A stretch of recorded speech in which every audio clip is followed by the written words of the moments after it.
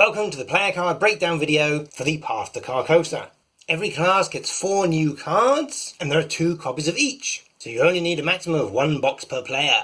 Every class gets 3 level 0 cards and 1 experience card, and all the experience cards have 1 pip, with the exception of the survivors whose experience slot is filled by a skill card.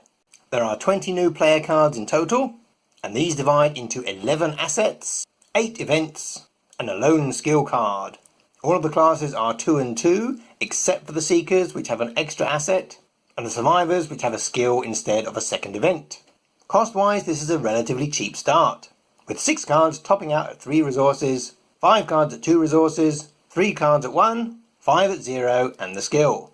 Survivors are the cheapest with 5 resources in total, and Mystics are the most expensive with 7, but that means all the classes are really close.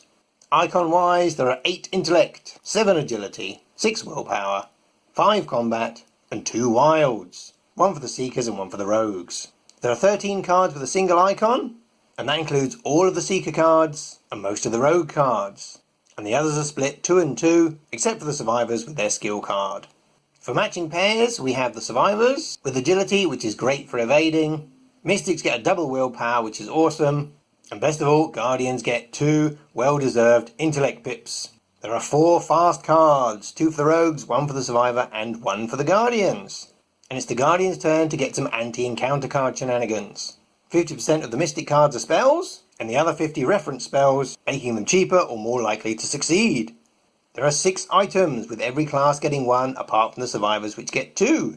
3 of these are weapons, and goodness me, it's a Survivor weapon and a Mystic weapon! Wow! And we have a new record for the maximum amount of ammunition, with the .32 Colt getting 6 bullets. There is a damage bonus, but there's no fight bonus. Unusually, there are no allies, so if this is your first purchase after the core box, you might be in for a harrowing time. There is, however, True Grit, which can soak up 3 damage from any investigator at your location.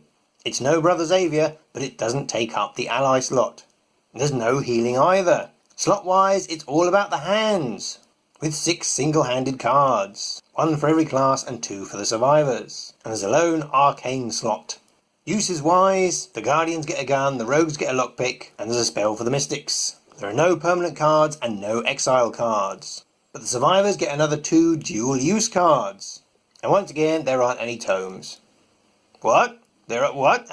Rewind that. Go back. Back. Wow, there is a tome! And there is another funky campaign log card, which this time gives you resources instead of card draw. And hopefully, once this has been upgraded, it will still be a tome. The best thing about a new Arkham Horror release is that we get to see which investigator has been screwed over by the great bearded game designer in the sky. New to this box is the mighty Mark Harrigan, who needs tactic cards. Oh no, what a shame. We've got William Yorick, flip him over, who gets to play assets from his discard pile. That's all assets, not just items, and there are some lovely assets. Who are misses? Akache wants things with charges on, and there's only 1 in this box. But it will last 33% longer. But it's pretty much going to be that and shriveling if you don't have any Dunwich cards. It's great to see the Mystics having a helping hand with their expensive decks, and the Survivors get a little boost to their fighting and to their investigating, which is awesome.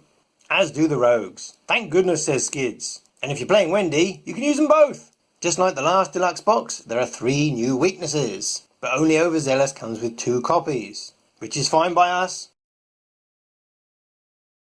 No, you don't have to specify a particular card before you use it. Yes, you can use it on enemies, making it great for Zoe. You can use a wild icon instead of an intellect icon, and when you use this, with this it comes out with 0 ammunition. Because of the way the letter X works, when you use the play action to put Jenny's twin 45s into play, you get to specify the value of X. When the game puts Jenny's twin 45s into play, you don't get to specify the value of X. And because X is not defined, it equals 0. No ammunition.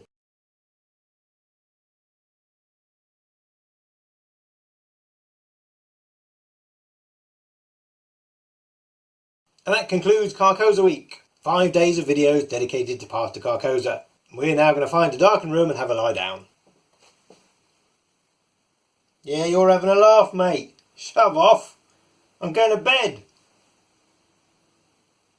You can all wait till after the bloody weekend.